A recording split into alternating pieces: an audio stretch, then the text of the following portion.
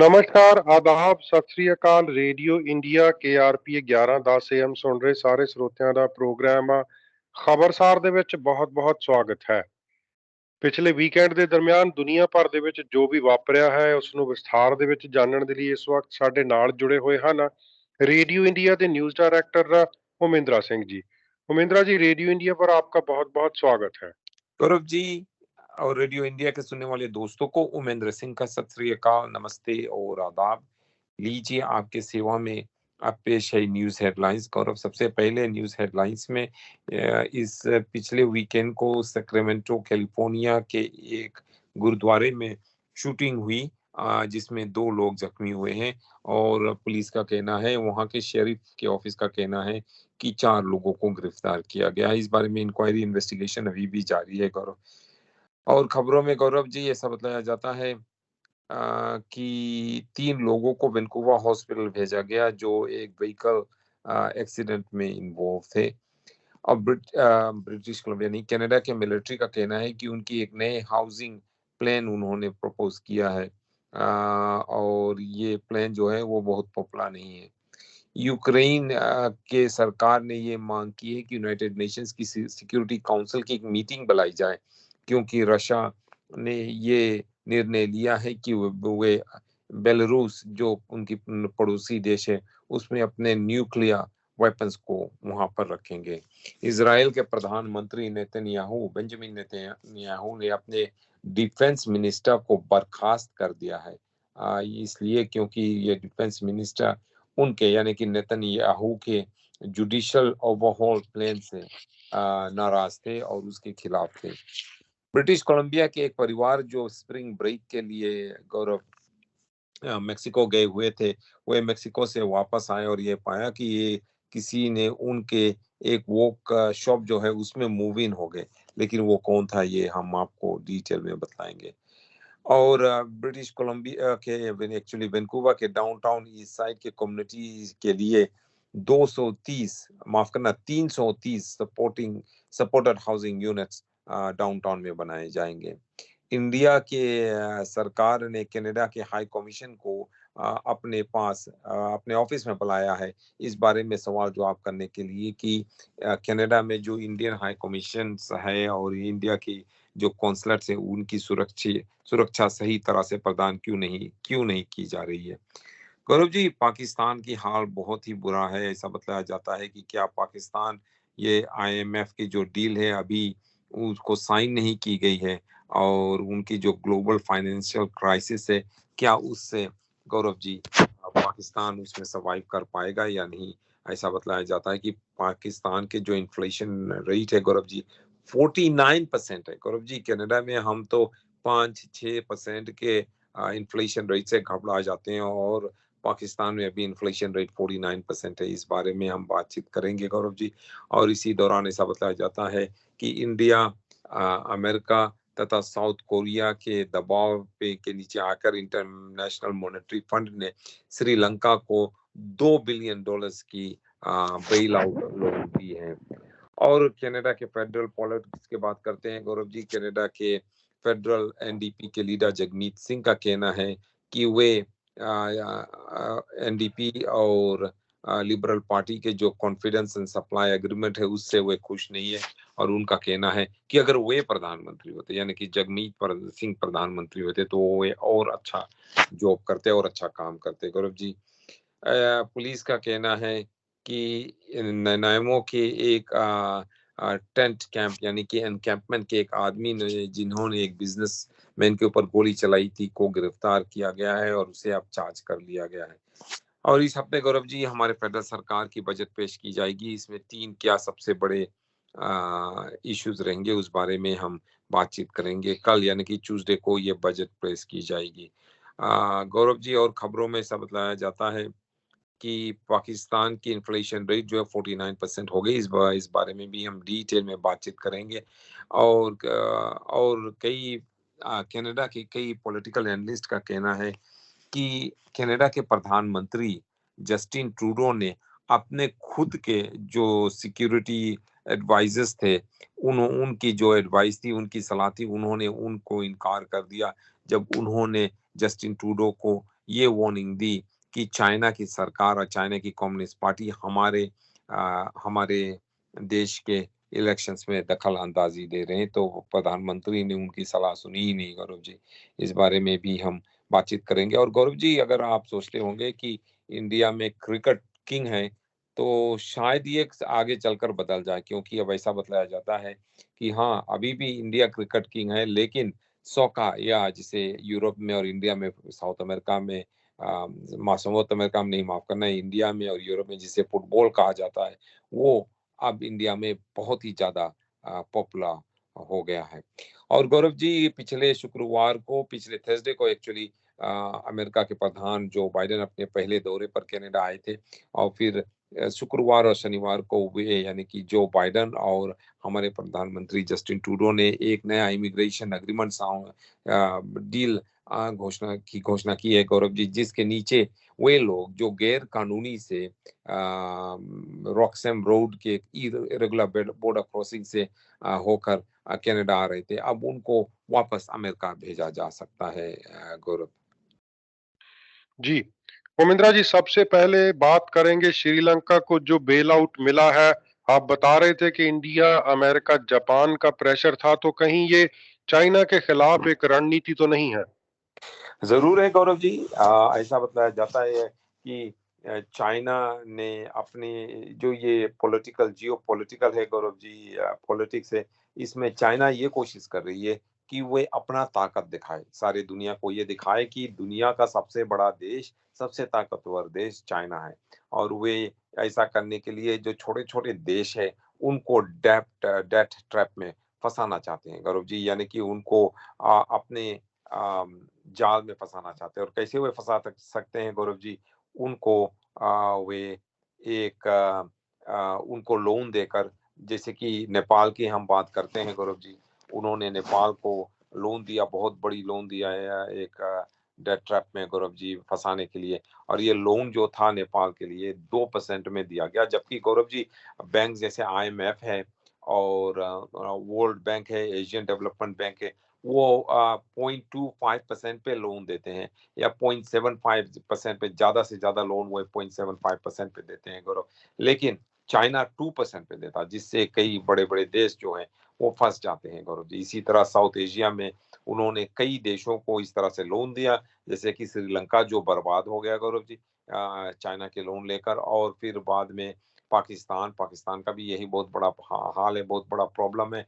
बांग्लादेश का भी ये सामना ये इसी तरह का समस्या है गौरव जी।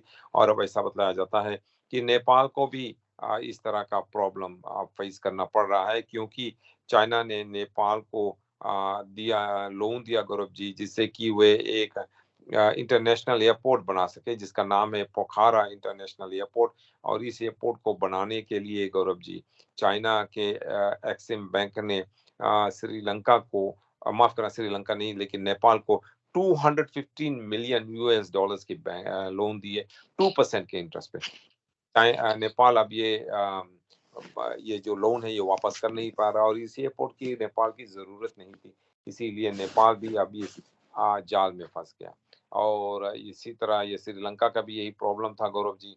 और श्रीलंका तो 1 साल हुए, जैसे हम आपको बता रहे हैं पिछले 12 महीने से, कि श्रीलंका बैंकरप्ट हो गया, श्रीलंका इतना ज्यादा इंस्टेबिलिटी हो गया गौरव जी। और फिर वहां से श्रीलंका के जो प्रधान था उसको इस्तीफा देना पड़ा, श्रीलंका के जो सरकार था उसको उसको हटना पड़ा, और एक नया सरकार आया गौरव जी। और वो तब से लेकर अभी तक इंटरनेशनल मॉनेटरी फंड से हाथ जोड़ के पैसे मांग रही कि हमें बेल आउट कर दो, लोन दे दो। और आखिर में जो IMF है, उनका कहना है कि उनकी कंडीशंस बहुत स्ट्रिक्ट है गौरव जी, वो लोन देना चाहते हैं लेकिन कंडीशंस बहुत स्ट्रिक्ट है। लेकिन गौरव जी ऐसा बतलाया जाता है कि इंडिया, यूनाइटेड स्टेट्स और जापान ने, मैंने श्रीलंका कहा था लेकिन जापान ने, ये तीनों देशों ने मिलके IMF के ऊपर दबाव डाला और उनसे ये कहा कि हम गारंटी करते हैं, श्रीलंका की तरफ से हम गारंटी देते हैं, इसको लोन दे दो। और उन्होंने चाइना के ऊपर भी दबाव डाला कि चाइना अपना जो 7 बिलियन US डॉलर्स का लोन श्रीलंका को दिया है, बेकार के प्रोजेक्ट्स में, व्हाइट एलिफेंट प्रोजेक्ट जिसको कहते हैं, उसके लिए उसको रिस्ट्रक्चर किया जाए। तो उसको उस लोन को चाइना ने मान लिया। ये $7 बिलियन का लोन जो श्रीलंका को उन्होंने रिस्ट्रक्चर किया। इस लोन को रिस्ट्रक्चर करने के बाद इंटरनेशनल मॉनेटरी फंड ने लगभग $3 बिलियन, एक्चुअली $2.286 बिलियन उन्होंने श्रीलंका को बेल आउट दिया है गौरव जी। मार्च 20 तारीख को श्रीलंका के सरकार के प्रधान जो है गौरव जी ने रनील विक्रमसिंघे, उन्होंने शनिवार को, पिछले शनिवार को धन्यवाद दिया और ये कहा कि 1 साल के बाद अब आप ऐसा कह सकते हैं कि श्रीलंका बैंकरप्ट नहीं है। उन्होंने इस के लिए इंडिया को, जापान को और अमेरिका को धन्यवाद दिया कि इन तीनों देशों ने IMF के साथ मिलकर हमारी इज्जत बचाई है, हमें बैंकरप्सी से निकाला है। विक्रमसिंघे का कहना है कि जो भी एग्रीमेंट हमने पहले प्रधान ने चाइना के साथ बनाया था, उसके नीचे चाइना तो डूब गया था। उनका कहना है कि भूतपूर्व प्रधान गोटाबाया राजपक्सा और उनके प्रधानमंत्री यानी कि उनके भाई भी जो थे महिंद्रा राजपक्सा, उन दोनों ने मिलके गौरव जी 1 और आधे साल में उन्होंने श्रीलंका के जो इकोनॉमी है उसको डुबा दिया। वो इसलिए क्योंकि उन्होंने चाइना के बातों में आकर चाइना से लोन लेकर श्रीलंका को बर्बाद कर दिया था। उन्होंने यानी कि नए प्रधान रनील विक्रमसिंघे का कहना है कि इंडिया के मदद से ही और अभी जापान और अमेरिका के मदद से ही श्रीलंका बच पाया है। और उन्होंने कहा कि वे सभी को धन्यवाद देना चाहते हैं कि अब श्रीलंका को बैंकरप्ट देश नहीं कहा जा सकता क्योंकि उन्हें IMF का लोन मिल गया। लेकिन गौरव जी, ये न्यूज ब्रेक थोड़ा सा लंबा हो गया, इसमें एक और न्यूज हम जोड़ देते हैं अगर आप चाहें, वो पाकिस्तान के बारे में कि पाकिस्तान का क्या हाल है। जी, जरूर। हाँ, तो पाकिस्तान का प्रॉब्लम ये है गौरव जी कि पाकिस्तान भी इसी तरह से लोन चाहता है कि पाकिस्तान का ये चाहता है कि IMF उनको 7 से लेकर $9 बिलियन US का लोन दे दे, जिससे कि वे भी अपने इकोनॉमी को बचा सकें। क्योंकि पाकिस्तान भी चाइना के जाल में आ गया है। पाकिस्तान और पाकिस्तान के जो गवर्नमेंट एजेंसीज है, उन्होंने चाइना से लोन लेकर कई ऐसे फोकट के प्रोजेक्ट्स में खर्च किए, जिससे कि केवल चाइना को ही फायदा होता है। जितने मटेरियल से वो चाइना से खरीदे जाते हैं, जितने कंपनी से डील्स बनाए जाते हैं, वो चाइना से ही बनाए जाते हैं। और फिर जब लोन को पे किया जाता है हाई इंटरेस्ट रेट पर, वो चाइना को ही पे किया जाता है। तो ये, लेकिन गौरव जी, जो कंडीशंस IMF पाकिस्तान के सामने रख रहे हैं, पाकिस्तान राजी नहीं हो रहा। जैसे कि आप देखो, श्रीलंका तो बैंकरप्ट हो गया था, 1 साल हुए। बैंकरप्ट होने से पहले श्रीलंका ने कई बार IMF से लोन की मांग की, लेकिन IMF का कहना है कि श्रीलंका बैंकरप्ट हो जाए लेकिन हमारे कंडीशन जब तक कोई नहीं मानेंगे तब तक उनको लोन नहीं मिलेगा। इसी तरह ये प्रॉब्लम गौरव जी अब पाकिस्तान का है। और अगर आप देखो गौरव जी, पाकिस्तान का जो इन्फ्लेशन है वो अब 47% हो गया है। और हमारा इन्फ्लेशन अगर आप देखो कनाडा में तो 7-8% हो जाता है या 6% हो जाता है, तो हम घबरा जाते हैं कि क्या हो रहा है। उनका इन्फ्लेशन पाकिस्तान का भी 47% है गौरव जी, क्योंकि फूड प्राइसेस इतने ऊंचे हो गए गौरव जी। ये बहुत ही अफसोस की बात है कि पाकिस्तान में अनियंस की दाम जो है 228% से बढ़ गई है। व्हीट का दाम है, गेहूं का दाम गौरव जी 120% से बढ़ गया है, 120% से बढ़ गया है। इतना ज्यादा हो गया गौरव जी कि लोग यहाँ पर अब ये जो सामान खरीद नहीं पा रहे हैं, ऐसा बतलाया जाता है गौरव जी।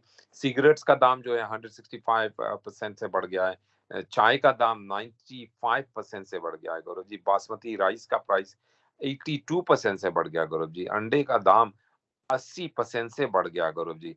और एनर्जी का दाम है, जैसे कि इलेक्ट्रिसिटी का दाम है, वो तो ऊपर जा ही रही है। कुकिंग गैस जो है गौरव जी 109% से बढ़ गया। डीजल 103% से बढ़ गया और पेट्रोल गौरव जी 82% से बढ़ गया। तो पाकिस्तान की जो रिटेल इन्फ्लेशन है गौरव जी अब 47% हो गई। अगर आप इसको कंपेयर करो ऑन ईयर, पिछले साल से इस साल कंपेयर करो, तो मार्च 22 को इनकी इन्फ्लेशन थी 47%। और ये बढ़ती ही चली जा रही है। जो सबसे ज्यादा जो प्रॉब्लम है पाकिस्तान ब्यूरो ऑफ स्टैटिस्टिक्स का कहना है गौरव जी, वो ये है कि फूड के, खाने पीने के जो सामान है उनकी दाम ऊपर चली जा रही है। जैसे कि गौरव जी कुछ भी आप ले लो वहाँ पे, चाहे वो आटा हो, चावल हो या दाल हो या चीनी हो, सभी का दाम ऊपर जा रहा है। और वो इसलिए क्योंकि पाकिस्तान की जो रुपी है, उसकी नीचे जा रही है वो। और पाकिस्तान कितने देशों को, कितने सप्लायर्स को पैसे बाकी है, और ये सप्लायर्स जो है अब पाकिस्तान को सामान सप्लाई करने से इनकार कर रहे हैं, जब तक उनको कैश ना मिले। और पाकिस्तान सभी जगह ये आईएमएफ से लोन की मांग कर रही है, उनसे कई बार बातचीत हुई, लेकिन ये लोन एग्रीमेंट अभी हुआ नहीं, क्योंकि आईएमएफ की जो कंडीशंस है गौरव जी, उसमें ये है जैसे कि आर्मी की जो बजट है वो घटाई जाए, लोगों को जो पेट्रोल और डीजल और पानी इलेक्ट्रिसिटी के ऊपर जो सब्सिडीज दी जा रही है उसको घटाया जाए, और जो अमीर लोग हैं, जो रईस लोग हैं, बहुत ही अमीर लोग हैं, उनके ऊपर और ज्यादा टैक्स लगाए जाए, वे और ज्यादा टैक्स भरे। और जो गरीब लोग हैं, जो वल्नरेबल लोग हैं, गरीब लोग हैं, उनके ऊपर कोई टैक्स नहीं हो, उनके ऊपर से टैक्स हटा दी जाए। ये इन कंडीशंस को पाकिस्तान की सरकार मान नहीं रही, सभी कंडीशंस को मान नहीं रही। इसलिए गौरव जी, आईएमएफ और पाकिस्तान की सरकार के बीच अभी कोई एग्रीमेंट हुई नहीं है। और अगर एग्रीमेंट नहीं हुई तो पाकिस्तान के पास पैसे नहीं है, और पाकिस्तान किस तरह से अपने जो कर्जा है वो चुकाएगा, ये दिखा जा रहा है। कई लोगों का कहना है, जहां पर श्रीलंका था 12 महीने पहले, वहां पर अभी पाकिस्तान है, और अगर पाकिस्तान ने कुछ किया नहीं तो पाकिस्तान का भी वही हाल होगा जो श्रीलंका का हुआ। जी, उमेंद्रा जी, पंजाब में तो हालात बिल्कुल नॉर्मल हैं, लेकिन विदेशों में जो बैठे हुए सिख एक्सट्रीमिस्ट हैं, उनका लोगों को परेशान करना, एम्बेसीज को परेशान करना लगातार जारी है। तो इसी बीच कनाडा के हाई कमिश्नर को तलब किया है भारत ने। हाँ जी, ये होता रहता है डिप्लोमेसी में, कि जब एक सरकार दूसरे देश के किसी हाई कमिश्नर को अपने ऑफिस में, फॉरेन ऑफिस में बुलाए और उनको उनसे पूछताछ करे कि हमारे रिप्रेजेंटेटिव्स आपके देश में, हमारे डिप्लोमेट्स, उनके साथ ये क्या हो रहा है। तो ये गौरव जी बहुत शर्म की बात होती है, और डिप्लोमेट्स के लिए और उस देश के लिए। तो इस समय ये कनाडा के लिए और कनाडा की सरकार के लिए, फॉरेन अफेयर्स के लिए ये बहुत ही शर्म की बात है कि उनकी डिप्लोमेट्स को बुलाया गया साउथ ब्लॉक में, जहां पर इंडिया के एक्सटर्नल अफेयर्स है, वहां पे बुला के कनाडा की हाई कमिश्नर को कल, यानी कि इतवार को, उनको बहुत ही स्ट्रांगली ये बतलाया गया कि इंडिया की सरकार इस बारे में बहुत ही अपसेट है और गुस्से में है कि कनाडा में प्रोटेस्टर्स, ज्यादातर खालिस्तानी सपोर्टर्स जो है, प्रोटेस्टर्स, वे वे प्रोटेस्ट कर रहे हैं कि इंडियन कॉन्सुलेट्स के बाहर, इंडियन ऑफिसर्स के बाहर और इंडियन हाई कमीशन के बाहर।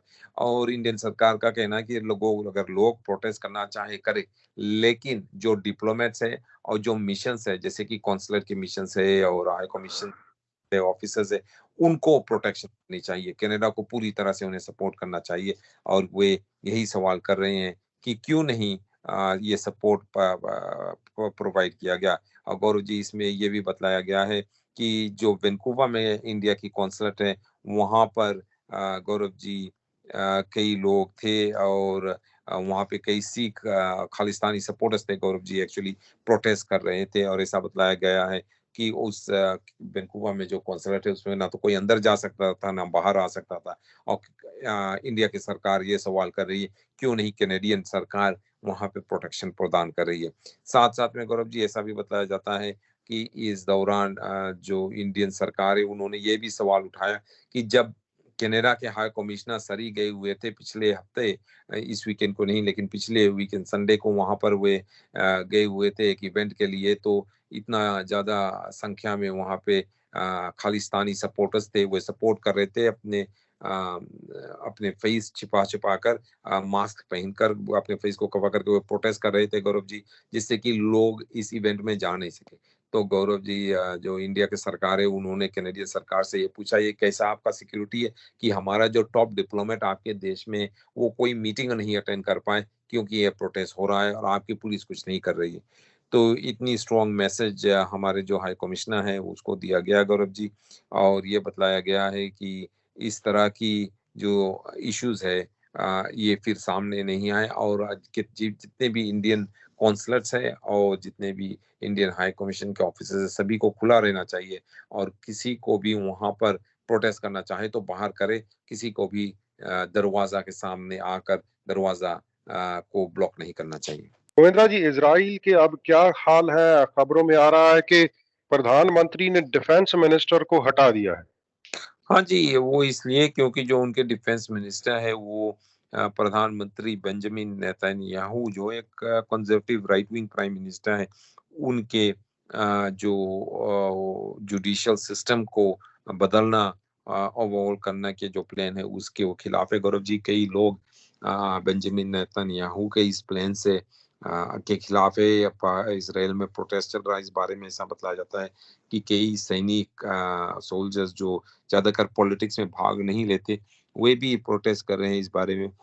उसका उनका भी कहना है कि वे प्रधानमंत्री बेंजामिन नेतन्याहू के इस प्लान के खिलाफ है। गौरव जी, बेंजामिन नेतन्याहू जिनके खिलाफ गौरव जी कोर्ट केस चली है कि उन्होंने घूसखोरी में वे शामिल थे, इन्होंने कोई घूस लिया है, इस बारे में उनके खिलाफ केस चली, तो इसलिए बेंजामिन नेतन्याहू ने ये वादा किया था कि जब वे अगले नेक्स्ट टाइम प्रधानमंत्री बनेंगे तो वे जो इसराइल के जुडिशल सिस्टम है उनमें कुछ रद्दोबदल लाएंगे, जिससे कि उनके खिलाफ या कोई और प्रधानमंत्री भविष्य में उनके खिलाफ कोई केसेस ना हो।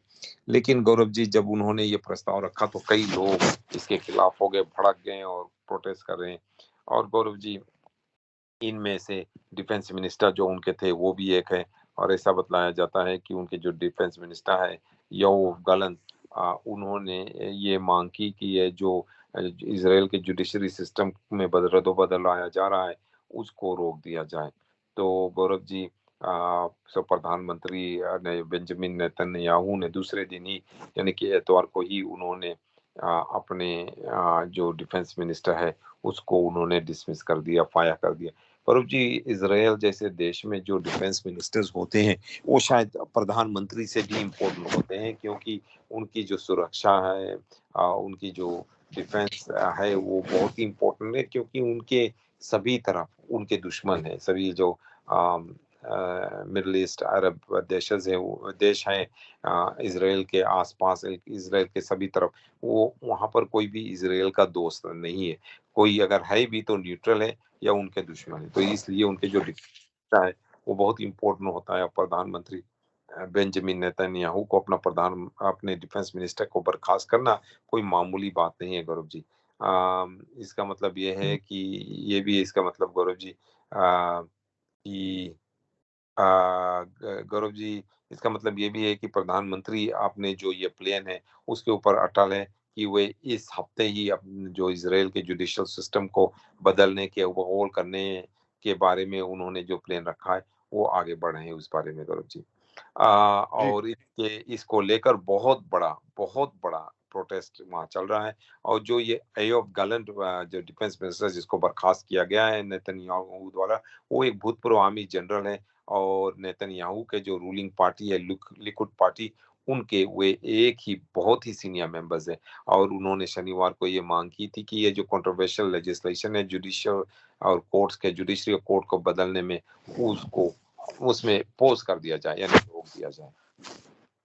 जी। उमेंद्रा जी, इसी बीच यूक्रेन कह रहा है कि सिक्योरिटी काउंसिल की मीटिंग होनी चाहिए। रशिया ने एक धमकी दी थी कि वो बेलारूस में न्यूक्लियर जो हथियार हैं उनको स्टेशन करने जा रहा है। हाँ जी, गौरव जी, वो धमकी नहीं, वो उनका योजना है, उनका प्लान है। व्लादिमीर पुतिन का कहना है कि वे कुछ वेपन्स जो माफ करना, न्यूक्लियर वेपन्स है वो रशिया से बेलारूस जो उनके पास के साथी देश है वहां पर मूव कर देंगे। गौरव जी, अब यूक्रेन के सरकार का कहना है कि यूनाइटेड नेशंस के सिक्योरिटी काउंसिल को तुरंत ही एक मीटिंग बुलानी चाहिए, जिससे कि पुतिन की इस प्लान को वे रोक सके। उनका कहना है कि व्लादिमीर पुतिन के ये जो प्लान है ये एक तरह का न्यूक्लियर ब्लैकमेल है। और उनका कहना है कि इससे रशिया को रोकना चाहिए। उनका कहना है, यानी कि यूक्रेन के एक ऑफिशियल का कहना है कि रशिया ने बेलारूस को न्यूक्लियर हॉस्टेज बना लिया है। अब करो जी, लेकिन रशिया का कहना है कि वो इसलिए कर रहे हैं क्योंकि जो वेस्ट के देश हैं वे ज्यादातर अब और भी मिलिट्री सपोर्ट यूक्रेन को दे रहे हैं।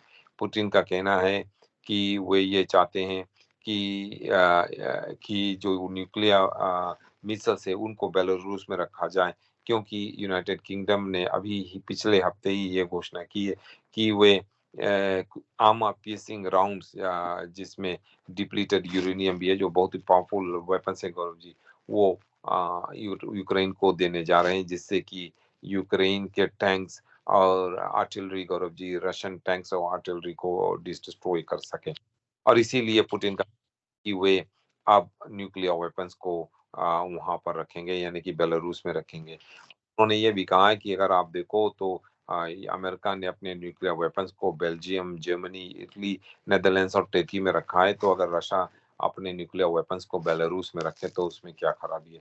We are doing what they have been doing for decades and we are going to continue doing this, उनका कहना है, यानी कि पुतिन का कहना है। यूक्रेन के फॉरेन मिनिस्टर गौरव जी का कहना है कि ये ठीक नहीं है कि रशिया अपने वेपन्स साथी देश, यानी कि पड़ोसी देश रूस में रखे। लेकिन गौरव जी, अगर ये मीटिंग होगा भी यूनाइटेड नेशंस की सिक्योरिटी काउंसिल में, तो इस काउंसिल में केवल 5 परमानेंट मेंबर्स है, जिनमें है United kingdom, China, United states, France तथा साथ-साथ में रशिया। और अगर रशिया इसको कुछ भी डिसीजन हो यहाँ पर, ये 5 परमानेंट मेंबर्स में से कोई भी मेंबर अगर इसको बॉयकॉट करता है, तो ये रेजोल्यूशन पास नहीं होगी। तो अगर ये रशिया के खिलाफ है, तो ये तो सभी को मालूम है कि रशिया अपने खिलाफ कोई भी रेजोल्यूशन यहाँ पे पास नहीं होने देगी गौरव जी। जी, उमेंद्रा जी, सैक्रामेंटो के एक गुरुद्वारा में कुछ दुखदाई घटना हुई है, विस्तार में बताएं। हाँ जी गौरव जी, ये बहुत ही सैड खबर है। ऐसा बताया जाता है कि गौरव, ये एक सिख टेम्पल है सैक्रामेंटो में, और यहाँ ऐसा बताया जाता है 2 लोग जख्मी हुए जब शूटिंग हुई Gaurav ji, bread show road में जो गुरुद्वारा है, जो सैक्रामेंटो काउंटी में है, और पिछले एतवार को यानी कि कल ये शूटिंग यहाँ पर हुई। सैक्रामेंटो काउंटी शेरिफ के ऑफिस के एक स्टेटमेंट में ये बतलाया गया कि ये जो शूटिंग हुई ब्रेड शो का रोड गुरुद्वारा में, ये 2:30 बजे कल हुई गौरव जी। और वो शुरू हुई जब 2 आदमी लड़ रहे थे आपस में, फिजिकल फाइट हो रहा था। फिर जब वो 2 आदमी लड़ रहे थे, तो उसमें से एक आदमी ने बंदूक खींच के अपने पॉकेट से बंदूक निकाल कर उस आदमी की तरफ चलाया, जो आदमी से वो लड़ रहा था। वो उस आदमी को बुलेट लगा गौरव जी, दूसरे आदमी को, वो गिर गया नीचे। उसके साथी आदमी एक आया उसको मदद करने के लिए, और वो जो उसका साथी था यानी फ्रेंड था, फिर उन्होंने अपना बंदूक निकालकर उस आदमी के ऊपर चलाया, जिस आदमी ने पहले बंदूक चलाई थी, जिससे उसको भी एक बुलेट लग गई गौरव जी। और पुलिस का कहना है कि जो दूसरा शूटर था वो वहां से भाग गया। और पुलिस वहां पर पहुंची, शेरिफ के ऑफिसर्स वहां पर पहुंचे, और पुलिस का कहना है कि वहां पे 3 आदमियों को गिरफ्तार किया गया, और चौथा आदमी जो सेकंड शूटर था भाग गया था, बाद में उसको भी गिरफ्तार कर लिया गया। पुलिस का कहना है कि 2 आदमियों को गोली लगी है, दोनों पुलिस में है, माफ करना, दोनों हॉस्पिटल में है, स्टेबल कंडीशन में है। शेरिफ के ऑफिस का कहना है कि शनिवार के सुबह, यानी कि एतवार के सुबह, माफ करना, वहां पर गुरुद्वारा पर एक परेड हुई थी, रिलीजियस परेड थी। परेड के बाद लोग वहां पर इकट्ठा हुए थे, और इसी दौरान इन दोनों आदमी के बीच लड़ाई शुरू हो गई। जी, उमेंद्रा जी, कनाडा की राजनीति की बात करते हैं। लिबरल्स काफी नीचे चल रहे हैं, लगातार उन पर हमले हो रहे हैं, तो इसी बीच उनका जो जगमीत सिंह की पार्टी के साथ कॉन्फिडेंस एंड सप्लाई एग्रीमेंट है, उसका क्या होगा? गौरव जी, जगमीत सिंह का कहना है कि वे सप्लाई एंड एग्रीमेंट से खुश नहीं है। अगर वे खुश नहीं है गौरव जी, तो उनको ये कैंसिल कर देना चाहिए। एनडीपी के leader Jagmeet Singh, federal NDP के लीडर मुझे कहना चाहिए, जगमीत सिंह का कहना है कि वो सेटिस्फाइड नहीं है, खुश नहीं है कि उनके पार्टी के यानी कि एनडीपी के जो कॉन्फिडेंस एंड सप्लाई एग्रीमेंट है लिबरल्स के साथ, जो 1 साल हुए साइन किया गया था इस हफ्ते गौरव जी, 12 महीने हुए बिल्कुल। उनका कहना है कि इस उसको ये पता चला है कि वे यानी कि जगमीत सिंह अगर वे प्रधानमंत्री रहते तो वे और ही अच्छा काम करते, जस्टिन ट्रूडो से बहुत बढ़िया काम करते गौरव। अगर ये कर सकते हैं जगमीत सिंह, तो वे प्रधानमंत्री होते। And so it's led me not to be satisfied with the position that I am in, Jagmeet Singh ने कहा। I want to be the prime minister, but I am proud of the work we have done. उनका कहना है कि मैं prime minister बनना चाहता हूँ, लेकिन मैं अभी खुश हूँ जो कुछ काम हमने किया है, लेकिन सप्लाई एग्रीमेंट से मैं खुश नहीं हूँ। उन्होंने ये नहीं कहा कि क्या वो एक सप्लाई एग्रीमेंट जो है, जो उन्होंने लिबरल पार्टी के साथ साइन की, क्या उसे वे कैंसल कर देंगे या नहीं। गौरव जी, आपको मालूम रहे कि लिबरल्स और एनडीपी ने मिल के ये एग्रीमेंट साइन की थी, 1 साल हुए, बिल्कुल 12 महीने हुए। वो इसलिए गौरव जी, क्योंकि जो लिबरल सरकार वो माइनॉरिटी में, उनकी मेजोरिटी नहीं है पार्लियामेंट में, तो एनडीपी ने साइन करके उन्हें ये एग्रीमेंट, ये आश्वासन दिलाया था, ये सपोर्ट दिया था, रीअश्योरेंस दिया था कि अगर आपके खिलाफ किसी ने मोशन ऑफ नो कॉन्फिडेंस चलाई तो हम आपको सपोर्ट करेंगे, जिससे कि आपकी सरकार गिरेगी नहीं। और बदले में लिबरल्स ने ये वादा किया था कि वो एनडीपी के कुछ पॉलिसीज है जिनको वे कानून बना देंगे, यानी कि इम्प्लीमेंट कर देंगे, जिसमें कि गौरव जी, ये जो नेशनल डेंटल केयर है और जो ड्रग्स की फार्माकेया है उसको नेशनलाइज करना, वो उन दोनों पॉलिसीज को लिबरल सरकार ने वादा किया था कि वे उन्हें कानूनी तौर पर इम्प्लीमेंट कर देंगे। और अब गौरव जी, एनडीपी का कहना है कि वे इस एग्रीमेंट से खुश नहीं, तो क्या वे इस एग्रीमेंट को कैंसिल कर देंगे। ये जगमीत सिंह ने नहीं कहा, और जगमीत सिंह कुछ कर भी नहीं सकते इस बारे में गौरव जी। वो जगमीत सिंह जो है और उनकी एनडीपी पार्टी है, वो केवल लिबरल्स को सपोर्ट ही कर सकते हैं, लेकिन वे ना तो दूसरे बहुत इंपॉर्टेंट पार्टी है कि, तो पहला पार्टी तो लिबरल पार्टी है, दूसरा कंजर्वेटिव है, तीसरा ब्लॉक की बैकवा है, और चौथा और आखिरी पार्टी जो है वो एनडीपी है गौरव जी। उतनी स्ट्रॉन्ग नहीं, अकेले बिना लिबरल्स के एनडीपी कुछ नहीं कर पाएगी। मुझे लगता है ये जगमीत सिंह केवल धमकी ही दे रहे हैं गौरव, और वे असलियत में ये जो एग्रीमेंट है लिबरल के साथ, वे तोड़ेंगे नहीं। जी, उमेंद्रा जी, इसी बीच खबरें आ रही हैं कि प्रधानमंत्री ट्रूडो ने अपने एमपीज की बात भी नहीं सुनी इंटरफेरेंस के मामले में। हाँ गौरव जी, ये बहुत ही सैड बात है, बहुत ही सैड है कि जस्टिन ट्रूडो क्यों नहीं पब्लिक इंक्वायरी कराना चाहते हैं। सारे कैनेडियंस पब्लिक इंक्वायरी चाहते हैं गौरव जी। और जो हमारे पार्लियामेंट है, उन्होंने भी पिछले थर्सडे को एक मोशन पास किया गौरव जी, कि एक पब्लिक इंक्वायरी होनी चाहिए इस बारे में कि कितने दिनों से चाइनीज सरकार और चाइनीज कम्युनिस्ट पार्टी हमारे जो इलेक्शन से सभी लेवल पे उसमें दखल अंदाजी दी है। और गौरव जी, अब पता चल गया है कि ना केवल फेडरल इलेक्शन में 2019 में और 2021 के फेडरल इलेक्शन और शायद 2015 के फेडरल इलेक्शन में चाइनीज कम्युनिस्ट पार्टी, चाइनीज सरकार ने दखल अंदाजी दी, कैंडिडेट्स को पैसे दिए, उन कैंडिडेट्स को पैसे दिए और सपोर्ट किए जो कैंडिडेट्स चाइना को सपोर्ट कर रहे हैं गौरव जी। साथ साथ में उन्होंने जो चाइनीज कम्युनिटी है उनको ऊपर दबाव डाला, केवल उन के ऊपर दबाव डाला कि उन कैंडिडेट्स को सपोर्ट करो जो कैंडिडेट्स के नाम हम आपको देते हैं। साथ साथ में गौरव जी, ऐसा बताया जाता है कि कुछ कैंडिडेट्स को चुन के सपोर्ट किया, जैसे कि एनडीपी के यहाँ पर जयकुमार ने उनको भी सपोर्ट किया, और साथ साथ में जो हमारे सिटी काउंसिल के इलेक्शन है उसमें भी उन्होंने दखल अंदाजी दी। तो गौरव जी, जब ये सब है तो क्यों नहीं प्रधानमंत्री जस्टिन ट्रूडो गौरव जी एक पब्लिक इंक्वायरी कराते हैं। और अब ये पता चला है कि एक मेंबर ऑफ पार्लियामेंट, जो लिबरल मेंबर ऑफ पार्लियामेंट थे, उस शुक्रवार को उन्होंने लिबरल्स को छोड़ के खुद इंडिपेंडेंट बन गया, डैन होंग।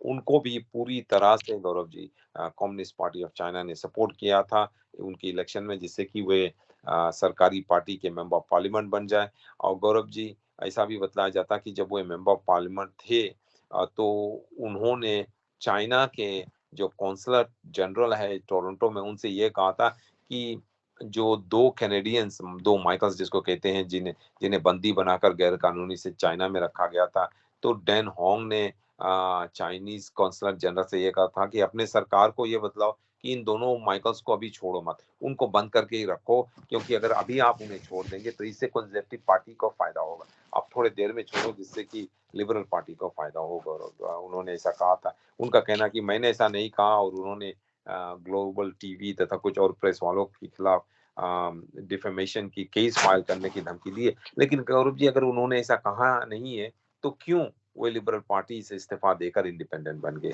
ये हमें समझ में नहीं आई।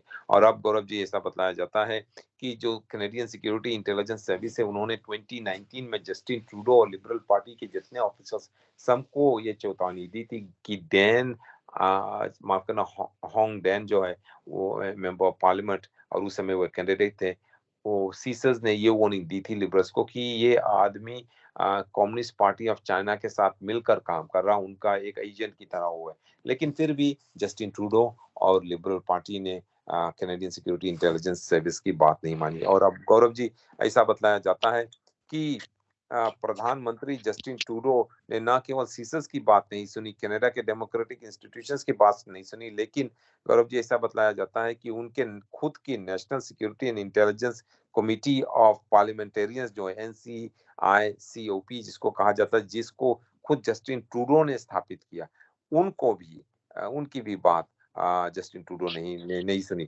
इसकी चेयरपर्सन है गौरव जी एक liberal member of parliament David McGuinty, और इन वे और उनके 10 मेंबर्स ऑफ पार्लियामेंट ने जस्टिन ट्रूडो को गौरव जी ये सलाह दी थी कि जो चाइनीज सरकार है, कम्युनिस्ट पार्टी ऑफ चाइना है, वो कनाडा के इलेक्शंस में दखल अंदाजी दे रही है, लेकिन उनकी बात भी जस्टिन ट्रूडो ने नहीं सुनी।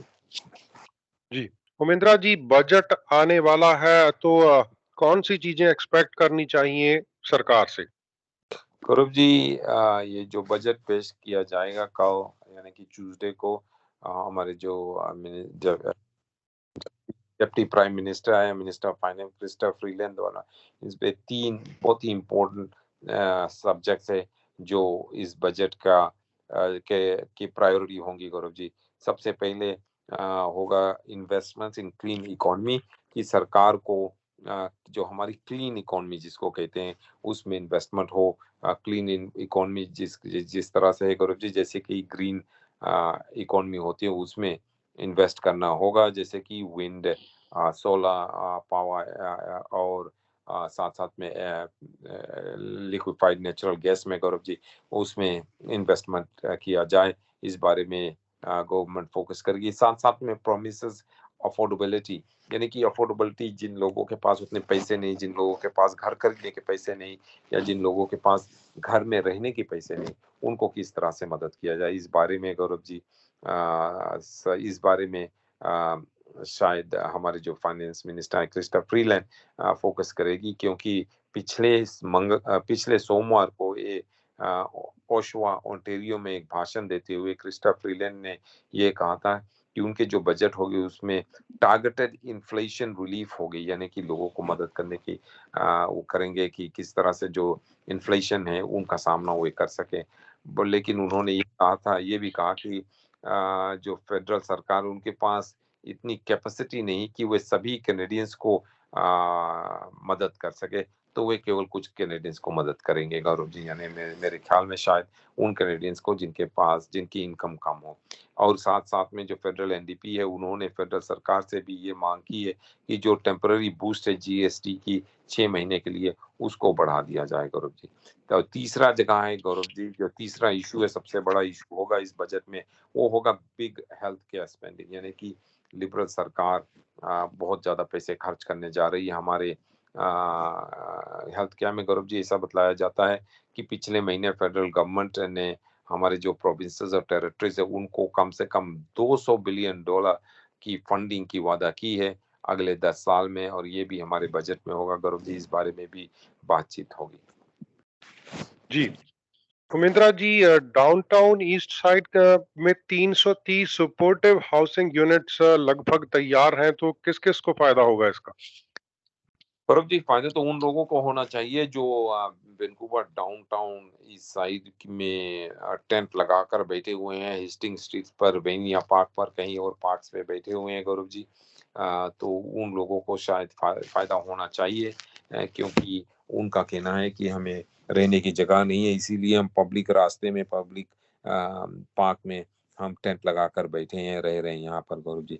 मिलना तो उनको चाहिए, लेकिन क्या उनको मिले या नहीं ये देखना है। लेकिन गौरव जी ऐसे बताया गया है कि BC के सरकार का कहना है कि जो सेफ हाउसिंग यूनिट्स है उन लोगों के लिए डाउनटाउन ईस्ट साइड में जो रह रहे हैं उनके लिए ये सेफ हाउसिंग होगा। BC के मिनिस्ट्री ऑफ हाउसिंग का कहना है कि वे डाउनटाउन ईस्ट साइड के रिस्पॉन्स प्लान्स के साथ काम करके 330 नए होम्स, नए घर बनाएंगे गौरव जी, उन लोगों के लिए जो डाउनटाउन ईस्ट साइड के नेबरहुड में रहते हैं। और जून अंत तक ये घर 330 घर तैयार हो जाएंगे गौरव जी। इन घरों में जो है 330 घर होंगे, उनमें 89 यूनिट्स जो होंगे गौरव जी, में 2 टेम्पररी सपोर्टिव हाउसिंग प्रोजेक्ट्स होंगे, जो 1525 और 1535 वेस्टर्न स्ट्रीट और 2142 वेस्ट स्ट्रीट, तथा एक mix renovated single room occupancy जिसे एसआरओ कहा जाता है यूनिट, वो भी उसके साथ साथ और सपोर्टिव हाउसिंग यूनिट बनाए जाएंगे गौरव जी। ये एक प्रेस कॉन्फ्रेंस में पिछले वीकेंड को बतलाई गई। Everyone in downtown East Side deserves a safe, stable and supportive housing to call home. Minister Ravi Kahlon का कहना है, और उनका कहना है कि उनकी सरकार यही करने जा रही है, इन लोगों को सेफ हाउसिंग दिलाने जा रही है गौरव जी। इसी इशू को लेकर कुछ लोग ये शिकायत कर रहे हैं कि वेस्ट एंड में जब एक पार्क में वहां पर लोग टेम्पररी टेंट बनाकर घर बनाए, तो पुलिस और जो सिटी थी उन्होंने तुरंत ही वो घर हटा दी, वो टेंट्स को हटा दिया और लोगों को वहां से हटा दिया। ये वेनिया पार्क में था वेस्ट एंड में गौरव जी।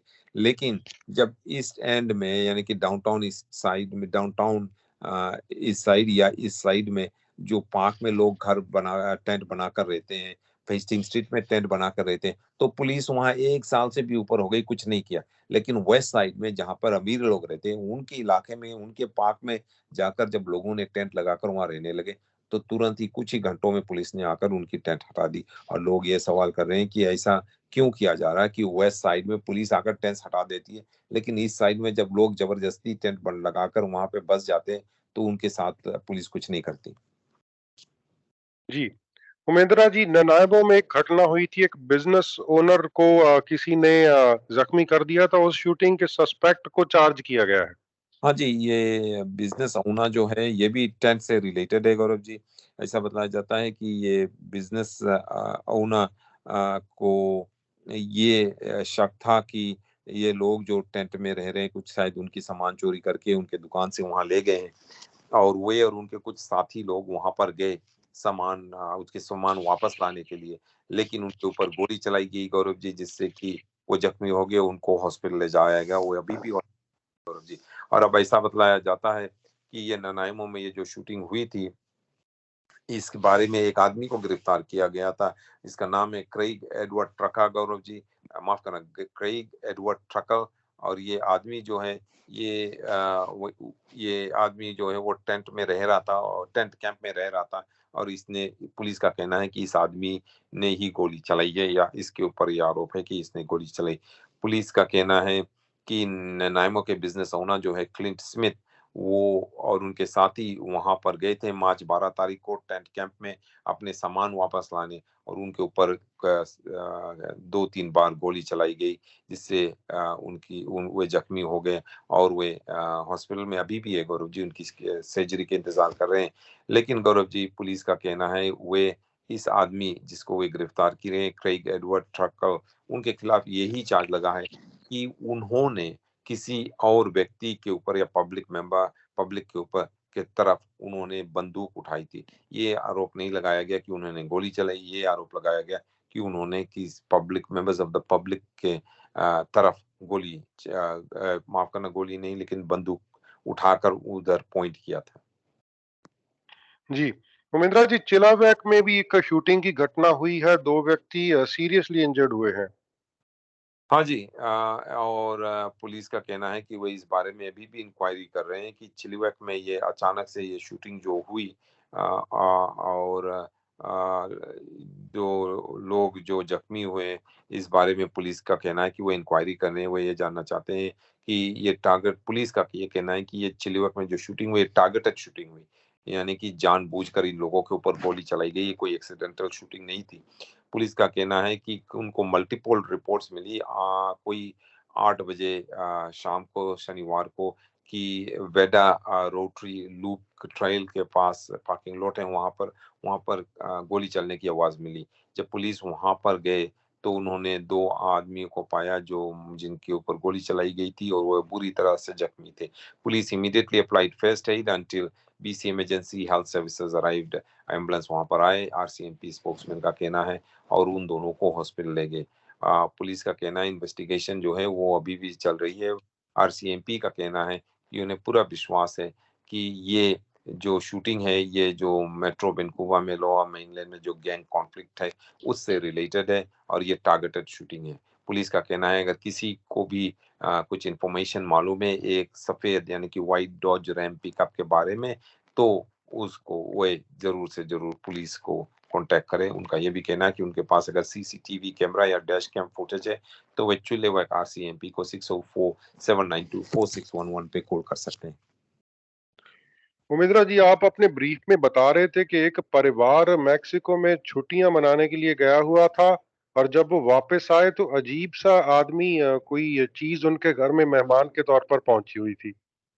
हाँ गौरव जी, ये बहुत ही उनकी ये बहुत ही इंटरेस्टिंग खबर है कि बीसी फैमिली का कहना है कि वे प्रिंस जॉर्ज में रहते हैं और वे मेक्सिको गए हुए थे स्प्रिंग ब्रेक के दौरान और कुछ ही दिन हुए वे वापस आए। जब वे वापस आए तो वे उनकी परिवार का कहना है, टानिया मोल का कहना है कि उनके परिवार जब वापस आए तो उन्हें ये पता चला कि उनके जो शेड है उनमें कोई घुस गया था। We got home and as we were unloading the car, I saw the shop window. I could see an animal chewing on something. उनका कहना है कि जब वे अपने कार को ऑफलोड कर रहे थे तो उन्होंने ये देखा घर के पास में उनकी शेड है, तो शेड में कौन होगा उनका कहना है, लगता था कि विंडो टूटा हुआ है और कोई अंदर है। जब वो वहां पर जाकर देखें, I went and opened the shop door and out comes this big goat. We had no idea what to do. उनका कहना है कि जब हम वहां पर गए शेड का डोर खोले तो उन्हें ये पता चला कि कोई एक बड़ा सा वहां पर बकरा था गौरव जी। और कहाँ से वो बकरा आया किसी को नहीं मालूम। उस बकरा का नाम उन्होंने गोल्डन रखा है और बकरा भी वहीं पर रह रहा है उनके साथ गौरव जी। उनका कहना है कि ये बकरा ने जो विंडो में शीशा का विंडो था वो तोड़कर शेड के अंदर घुस गया और वहां पर जाकर वहां अपना घर बना लिया और वहां रहने लगा। और वहां रहते रहते अब परिवार ने उसको अपना लिया क्योंकि किसी और ने नहीं आकर कहा कि ये हमारा बकरा हमें वापस करो। उमेंद्रा जी, आज के लिए आपका बहुत बहुत धन्यवाद। कल फिर आपसे मुलाकात होगी रेडियो इंडिया की टीम की तरफ से। आपका बहुत बहुत शुक्रिया। गौरव जी आपको भी बहुत धन्यवाद, बहुत शुक्रिया।